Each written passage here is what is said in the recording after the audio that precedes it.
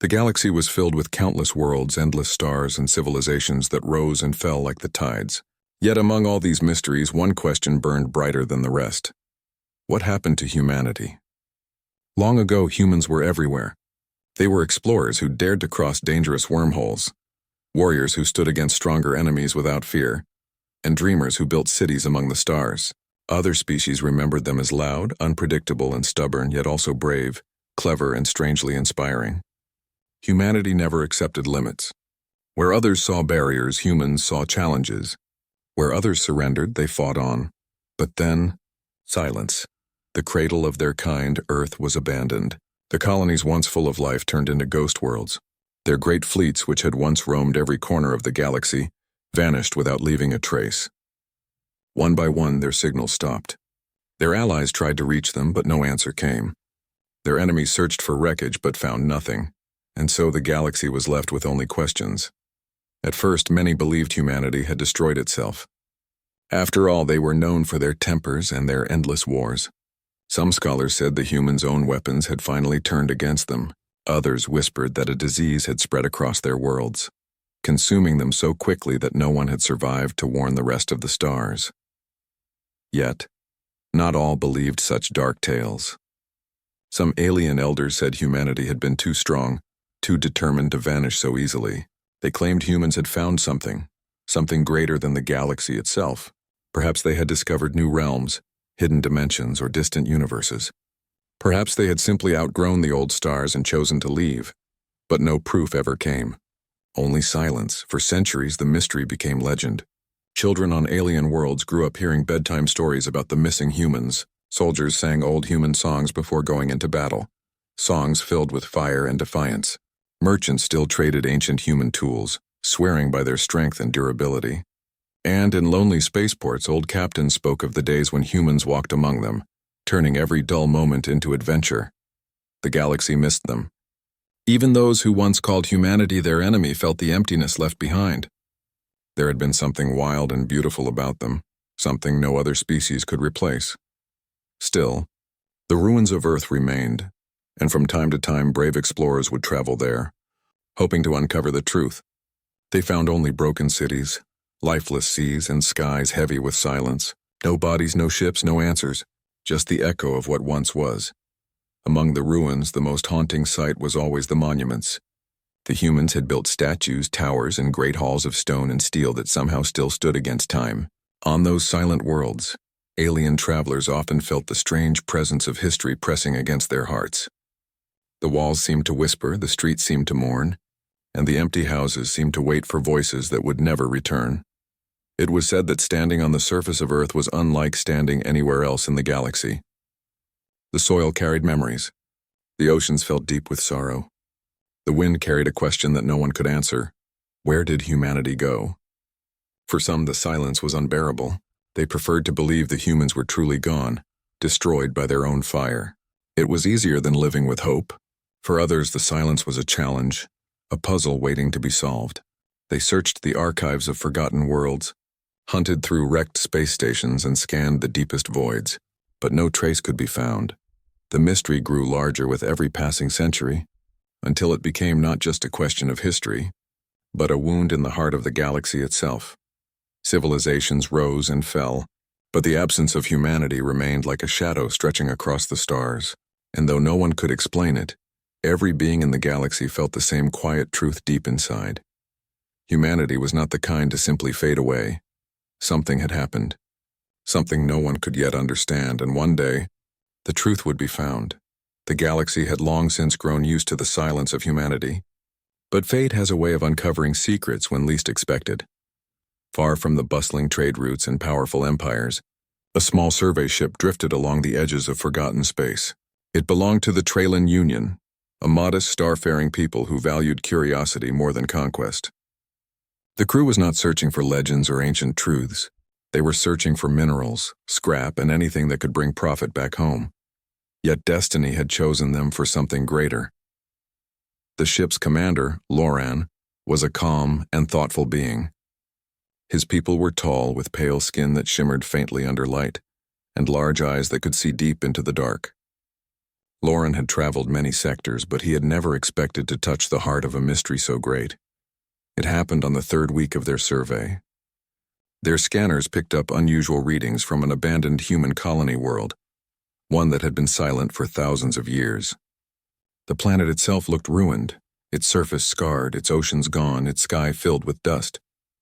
It was the kind of place most explorers ignored, but the signal was strange, faint, almost lost, yet steady.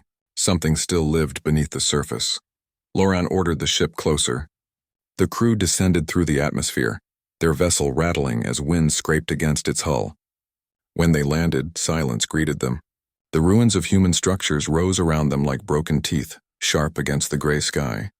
They moved carefully through the debris, guided by their instruments, until they reached a buried structure.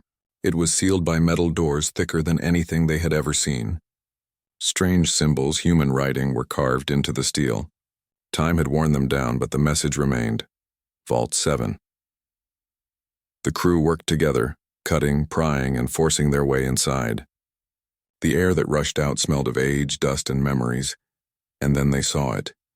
At the center of the chamber, protected by layers of machines still faintly humming with power, was a beacon. It was old, damaged, but still alive. Its faint light pulsed like a heartbeat that refused to die.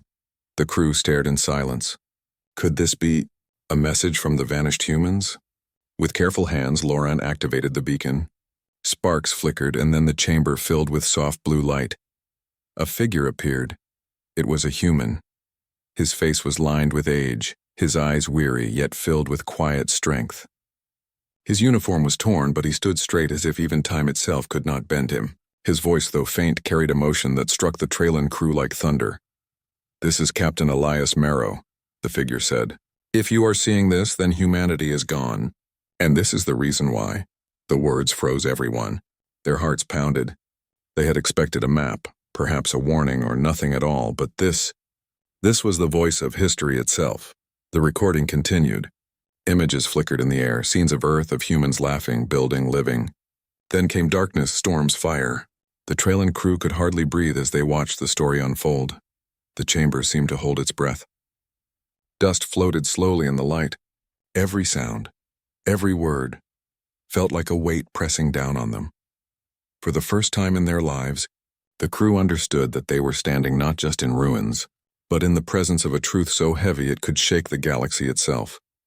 The silence of humanity was about to be broken, and the galaxy's greatest mystery was beginning to unravel. The beacon flickered, its light steadying as the human captain's voice grew clearer. The Traylon crew leaned forward, their large eyes fixed on the figure before them. It was as if a ghost from the past had stepped into their world. "My name is Captain Elias Marrow," the human repeated. "If you are watching this, then you know by now, humanity is no longer among the stars. But hear the truth, so that our end will not be twisted into lies." The images changed, and the crew saw Earth. Not the Earth they had seen in records, but Earth alive, oceans glittering, forests green and full, cities shining with towers and lights. Laughter, music, and the chaos of human life filled the projection. The Traylon crew felt a strange warmth in their chests. They could almost hear the heartbeat of the species that had once filled the galaxy with their wild energy. But then, the images shifted. The sun burned brighter, flaring unnaturally. Waves of fire stretched across space, striking at satellites and stations. Storms rolled across the skies of Earth. Crops withered, oceans boiled in places, and shields that were built to protect entire continents cracked under the endless storm of radiation. Captain Marrow's voice shook, but it did not break. It was not war. It was not disease. It was the sky itself. Our sun betrayed us. Long before its natural time, it flared with death. We tried to hold on. We tried to endure. But against a dying star, even humanity could not stand forever. The Traylon crew exchanged glances. None of them had expected this. They had imagined battles with other empires, terrible plagues, or self-destruction. But nature itself had struck humanity down. The thought was heavy, almost cruel, like the universe itself had chosen to erase them. The recording showed scenes of desperation.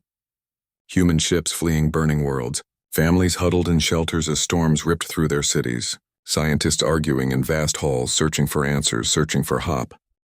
And soldiers, always soldiers, standing guard, protecting those who could not protect themselves even as the skies fell.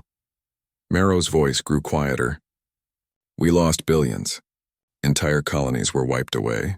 Our children, our future, turned to ash. But still we fought against the end, because that is what it means to be human. One of the Trallon crew, a young officer named Aerie, felt her throat tighten. She had heard many tales of humans, but never like this. Not reckless warriors or arrogant explorers. Here they were, broken yet unyielding, refusing to surrender even when the universe itself turned against them. The captain's image leaned closer, his eyes filled with sorrow and fire. To those who find this message, know this truth. Humanity did not fall by its own hand. We did not destroy ourselves. We faced the death of our son, and though it took everything from us, still we endured. What comes next is for you to see. The projection dimmed for a moment, leaving the crew in silence. The chamber felt heavier, as if the weight of billions of lost voices pressed down on their shoulders. Loran, the commander, placed a hand on the console. His voice was barely a whisper. So this is how they vanished. But the beacon flickered again, brighter than before. The story was not finished. Captain Marrow's figure returned, his face tired but his voice steady. Yes, the sun betrayed us. Yes, our worlds burned. But this is not the end of humanity's tale. We did what we have always done when the universe tries to break us. We chose to rise again. The crew held their breath. Their hearts pounded. The tragedy was clear, but in the human's voice was something more, something fierce, something unbroken. The truth of their disappearance was only beginning to unfold. The beacon's light flared again, and Captain Elias Marrow's voice returned, steady yet filled with deep sorrow. We could not save our home, he said, his eyes heavy with grief. Earth, the cradle of our kind, was dying. One by one, our colonies fell silent. Yet even as the fires closed around us, we refused to vanish into the dark. Humanity has always been stubborn. When walls rise before us, we break them. When storms rage, we endure. And so we built the only path left to us, Exodus. The images changed once more. The Trallon crew saw massive shipyards rising in orbit, glowing against the dying light of the sun. Thousands of vessels were under construction, colossal arcs larger than any fleet the galaxy had ever seen. They were not ships of war, but ships of survival. Each arc was a world unto itself. Farms stretched inside vast domes. Rivers and gardens flowed in controlled chambers. Laboratories and schools were built to carry knowledge forward. Children played under artificial skies while engineers tightened the bolts that would carry them across the void. Marrow's voice continued, calm but powerful. We built arcs to carry us away from the death of our star. Too many were lost already. We could not remain. The galaxy itself was too small, too fragile. We needed a place beyond where the fire of our sun could not follow. The Trallon crew watched as endless lines of humans boarded the vessels, families holding hands, soldiers guiding them, elders carrying small boxes of soil from Earth's fields. Some clutched books, others carried instruments, and some simply held on to the memories of a world that could no longer be saved. Loran felt a chill. He had seen refugees before, but nothing like this. This was not a people fleeing war. This was a species leaving behind everything they had ever known. We did not run in fear, Marrow said, as though answering the thought itself. We left with hope. Hope that somewhere beyond these stars our children would live. Hope that humanity would not end with fire, but with discovery. The beacon showed the launch. Thousands of arcs ignited their engines at once, their trails like burning comets across the dark sky.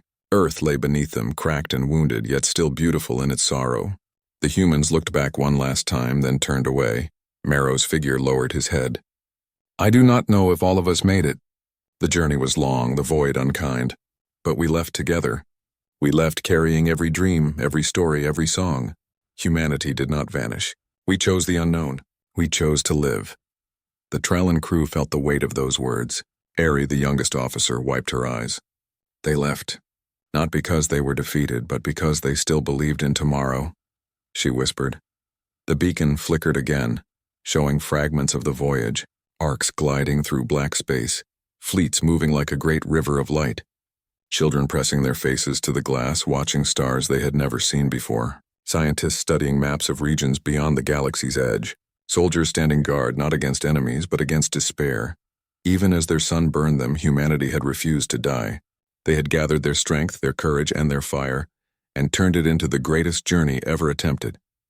Captain Marrow's final words for this part echoed in the chamber. To those who remain in this galaxy, do not think of us as lost. We are the wanderers now. We carry Earth in our hearts, and wherever we go it will live again. One day perhaps we will return. Until then, remember us not as victims of the stars, but as children of them. The image faded. The chamber grew silent once more. But in that silence, the Tralin crew no longer felt only sorrow. They felt awe. Humanity had not ended. Humanity had departed, and the thought of where they might be now sent shivers across their souls. When the Tralin Union revealed the contents of the beacon, the galaxy shook. The mystery of humanity had lived for centuries in silence, but now the truth had finally arrived. The vanished species had not destroyed itself, nor had it been conquered. They had chosen the stars beyond. The news spread faster than light. Traders whispered about it in shadowy ports. Scholars debated it in shining halls. Soldiers, hardened by war, lowered their weapons for a moment to listen. Even the great empires, proud and arrogant, paused when they heard. For the first time in generations, the name of humanity echoed everywhere. Some species felt relief. Old enemies who had once feared human fleets now sighed, knowing they would not return with vengeance. The galaxy was safe, they told themselves. Humanity had gone too far away to ever threaten them again. But in their hearts they did not speak of safety. They spoke of emptiness. For without humans, the galaxy had grown quieter, less alive. Others felt fear. They imagined the great arcs of humanity, traveling beyond the edge of known space, growing stronger with every year. What if one day those ships returned, carrying a people hardened by the void, a people who had already survived the death of their own son? The thought made rulers tremble, but most felt awe. They had underestimated humanity. Where many would have surrendered to despair, the humans had chosen defiance. Where others saw death, they had chosen hope. They had taken the impossible path, leaving behind not just a planet but an entire galaxy, searching for life among stars no one else dared to reach. On distant worlds, alien children gathered around storytellers who spoke of the humans' exodus. They listened with wide eyes, imagining the great arcs glowing like lanterns in the endless dark. In military academies, instructors spoke of human stubbornness and will, teaching their cadets that courage was not only found in battle, but in survival. In the great halls of politics, leaders argued endlessly. Some wanted to search for the humans, to find them and welcome them back. Others warned against it, fearing what they might discover. Yet no one could deny the truth. Humanity had left its mark so deeply that even their absence had shaped the galaxy. And then came the monuments. On many worlds, ordinary people began to build statues, shrines, and memorials to humanity. Some were simple stones with inscriptions. Here we honor the children of Earth who chose to live. Others were vast and towering, carved in the likeness of human explorers gazing out toward the stars. Iri, the young officer from the Tralin ship, visited one such monument years later. It stood on her homeworld, a statue of a human holding the hand of a child, pointing upward toward the sky. Beneath it, the words were carved. They did not vanish. They journeyed. Every time she saw it, her heart stirred with pride for a species that was not her own. Humanity had shown the galaxy what it meant to endure. Yet still, in every corner of space, one question remained. If the humans had left, where had they gone? And could they ever come back? Rumors grew. Some claimed they had seen signals from beyond the rim of the galaxy, strange bursts of code, filled with patterns that felt almost human. Others swore they had met wanderers in deep space who carried human tools and songs, as if trading with them still continued in secret. No one knew the truth, but the idea alone was enough. The galaxy now carried hope and fear in equal measure. Hope that one day the humans would return as friends. Fear that they might return as something greater, something the galaxy was not ready for. And so, even in their absence, humanity still moved the hearts of billions. Their silence had once been mystery. Now it was legend. The chamber flickered once more, and the face of Captain Elias Marrow returned. His image looked weaker now, as if the beacon's ancient memory was fading with every word, yet his eyes still carried the same fire, the same unshakable spirit that defined his people. To those who find this, he began softly, remember us not for our end, but for our journey. We are more than the tragedy of a dying sun. We are more than the silence left behind. We are humanity. The Tralin crew stood frozen, listening. It no longer felt like a recording from the past. It felt like the human captain was speaking directly to them, across centuries, across the endless divide of time. The images shifted again, showing fragments of humanity's long history. Scenes of great battles where humans fought against impossible odds. Moments of peace where they built cities of light and sang songs that touched even alien hearts. Faces of children laughing under the blue skies of Earth. Faces of soldiers standing proud even in defeat. Remember this, Marrow continued, his voice gaining strength. We were not perfect. We fought among ourselves. We made mistakes. But always, always we rose again. That is who we are. Not our wars, not our failures, but our will to rise when all else falls. Ari, the youngest officer, felt tears run down her face. She had never met a human. She had only heard stories. And yet in that moment, she felt as if she had known them all her life. Their spirit reached out from the past, wrapping around her heart. Marrow's tone grew heavier, more intimate, as if he was placing a final truth into the hands of whoever listened. We leave this galaxy not in anger, not in despair, but in hope. If one day the stars carry us back here, may we meet as friends. And if we never return, then let it be known that humanity lived. We laughed, we built, we dreamed, and we reached farther than we should have. We were here, and we mattered. The Tralin crew lowered their heads. Silence filled the chamber, broken only by the faint hum of the beacon. For a moment it felt as though the entire galaxy was listening. Then, as if knowing his time was ending, Captain Marrow spoke one last time. His voice was quiet, but every word struck like a heartbeat. Do not grieve for us. Do not fear us. Carry our memory forward. Tell your children of the stubborn ones, the dreamers, the firewalkers. Tell them that once there was a species who refused to bow, even when their sun turned against them, and let them know that spirit can be theirs too. The image flickered. The light of the beacon dimmed. Slowly, the figure of Captain Marrow faded into shadow until nothing was left but silence. For a long time, no one spoke. The Tralin crew stood in the stillness of the vault, their hearts heavy with sorrow yet burning with inspiration. They had not only uncovered the truth of humanity's disappearance, they had been entrusted with its legacy. Loran, the commander, finally broke the silence. His voice trembled, but it carried strength. This is not just history, he said. This is a gift. They wanted us to remember. And we will, the others nodded.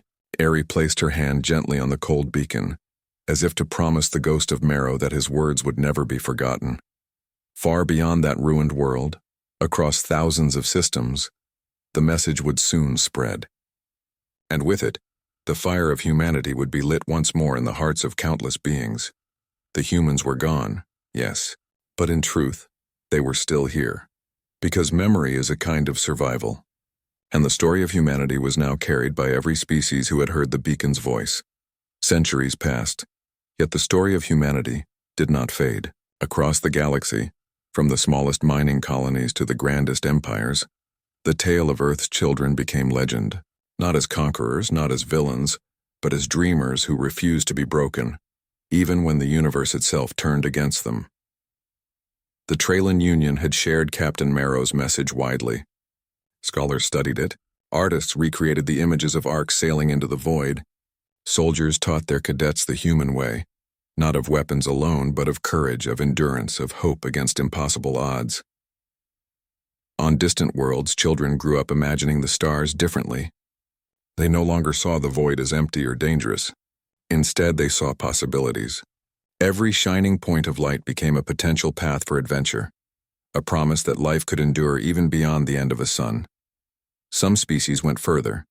Monuments rose across countless planets, statues of humans pointing toward distant skies. Schools taught the human language alongside their own. Festivals celebrated human culture, music, and art.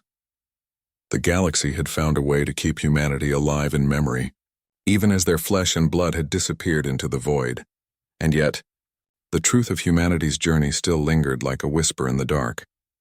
The Orcs had sailed beyond the edges of the known galaxy, carrying Earth's children to unknown stars.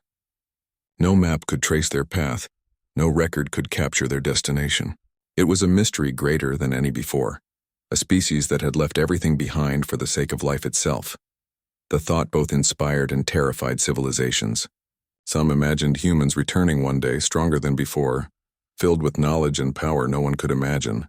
Others wondered if they had already found new worlds, new challenges, and perhaps forgotten the galaxy they had left behind. But everywhere the same feeling persisted: awe. Even in their absence, humanity had changed the galaxy. Their courage, their fire, their refusal to yield to despair, it had become a standard by which all others measured themselves. The humans had vanished, yes, but their spirit was everywhere. It lived in the way aliens chose to protect the weak, explore the unknown, and dream beyond their limits, and deep in the endless black, in the uncharted regions beyond known space, some claimed to see signs, faint lights drifting between stars, patterns of energy too deliberate to be natural, signals that flickered for a moment and disappeared. Perhaps they were echoes of humanity, wandering in a universe too vast for any map, leaving a trace for those brave enough to notice. Aerie, now older and a commander herself, often looked at the stars from her homeworld. She remembered standing before the beacon centuries ago, listening to Marrow's voice. Even now she felt the fire of humanity burn within her. "They are out there," she whispered. "They survived. They are alive. And one day, they may return."